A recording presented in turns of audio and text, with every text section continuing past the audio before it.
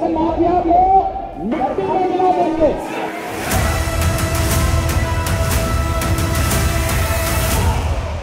UP STF CM योगी के mission mafia को मिट्टी में मिलाओ को अंजाम देने में दिन रात एक किए हुए है। योगी राज में माफियाओं और दुर्दांत अपराधियों का मिट्टी में मिलने का सिलसिला लगातार जारी है। वेस्ट यूपी का कुख्यात gangster Anil Dujana UP STF के हत्थे चढ़ गया। दुजाना का अंजाम वही हुआ जो अतीक के गैंग का हुआ था या बिजनौर के गैंगस्टर आदित्य राणा का हुआ था।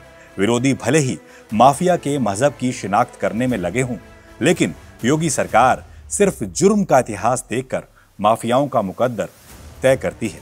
अब आपको गैंगस्टर अनिल दुजाना के जुर्म का कच्चा चिट्ठा बताते हैं ताकि आप समझ सकें कि अनिल दुजाना का मारा जाना वेस्ट यूपी के लिए कितनी बड़ी खबर है। अनिल दुजाना पर एक दो नहीं कुल 62 केस दर्ज थे। इनमें से 18 तो सिर्फ मर्डर के थे। इसके अलावा रंगदारी, लूटपाट, जमीन पर कब्जा, फिरौती, आर्म्स एक्ट के कई मामले थे। दुजाना गैंगस्टर सुंदर भाटी पर AK-47 से हमले का भी आरोपी था। दुजाना पर पहला मुकदमा 2002 में गाजियाबाद के कवि नगर थाने में हरबीर पहलवान की हत्या का दर्ज हुआ था। अनिल दुजाना की शादी भी काफी फिल्मी थी। उस वक्त तक दुजाना गैंगस्टर बन चुका था। अनिल के ससुर बागपत के राजकुमार का 40 बीघा जमीन के लिए अपनी पड़ोसी से विवाद चल रहा था। पड़ोसी का दामाद था बागपत का गैंगस्टर। राजकुमार अपनी बेटी के लिए और बड़ा गैंगस्टर ढूंढ रहा था।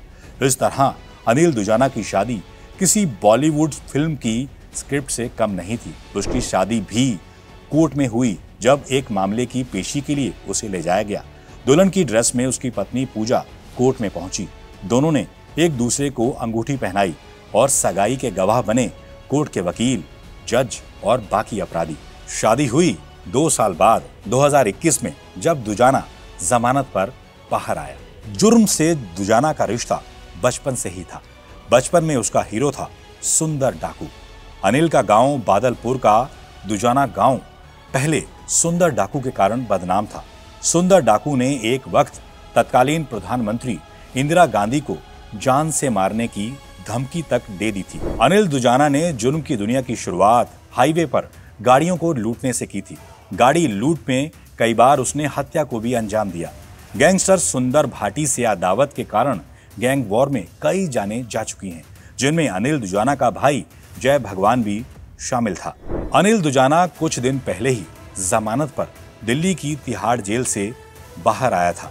जेल से बाहर आते ही दुजाना ने जयचंद प्रधान हत्याकांड में उसकी पत्नी और गवाह संगीता को धमकी दी थी, जिसके बाद दुजाना पर 2 और मामले दर्ज हुए।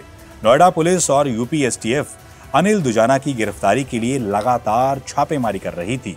एसटीएफ की 7 टीमें दुजाना की तलाश में 20 से ज्यादा जगहों पर छापेमारी कर रही थी, लेकिन दुजाना हर बार बच निकलता था। बुधवार की सुबह एसटीएफ ने आखिरकार दुजाना को मेरठ की जानी महल इलाके में घेर लिया, लेकिन गैंगस्टर ने बचने की पूरी कोशिश की। अनिल दुजाना और एसटीएफ की भिड़ंत में उसने फायरिंग कर भागने की कोशिश की, लेकिन जवाबी कार्रवाई में एसटीएफ ने दुजाना को ढेर कर दिया। अनिल दुजाना यूपी के टॉप बदमाशों की फहरिस्त में शामिल था। सीएम योगी की हिट लिस्ट में भी अनिल दुजाना का नाम शामिल था। इस तरह योगी आदित्यनाथ का यूपी विधानसभा में लिया गया प्रण पूरा होता दिख रहा है। दुजाना के इनकाउंटर के बाद गुड्डू मुस्लिम जहां भी होगा उसके होश फाख्ता हो चुके होंगे। सीएम योगी ने जैसे कहा था, माफिया या तो जराइम की दुनिया छोड़ दें या यूपी छोड़ दें, वरना उनके लिए योगी राज में तीसरी जगह कौन सी होगी, ये माफिया और गैंगस्टर बखूबी जानते हैं। दुजाना किस तरह से दुर्दांत अपराधी था, उसकी कुंडली आज हमने आपको खोलकर दिखाई। ऐसे और कौन से माफिया या गैंगस्टर पर आप किस्से या कहानियां सुनना चाहते हैं, आप हमें कमेंट्स भी कर सकते हैं और इस वीडियो को लाइक और शेयर करना ना भूलें। बहुत बहुत शुक्रिया।